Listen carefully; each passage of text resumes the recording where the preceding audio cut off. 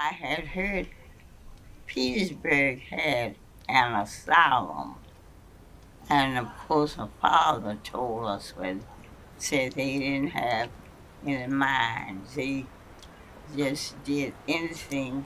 Sometimes they did all kinds of things. They didn't have any mind to tell them, and they were called insane. They had no medication for mentally ill people. Electric shock was the order of the day. Lobotomies, they did lobotomies at Central State.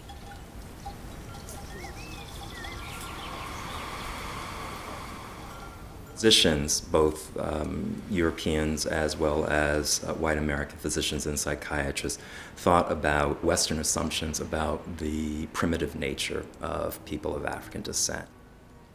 Their idea was that African Americans had a less developed nature, were intended to be servants to white people.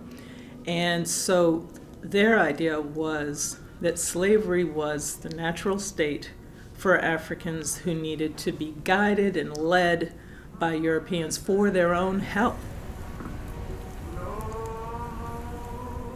Black insanity was often associated with criminality. It was thought to be especially deviant than insanity among whites, and so that very much shaped how people of African descent were treated, were managed in asylums.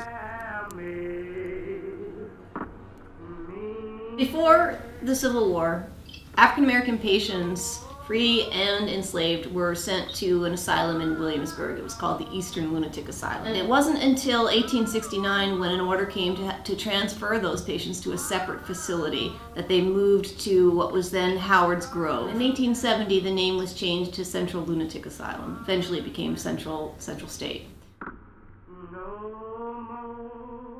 Central State, probably when it first opened, had about 125 patients.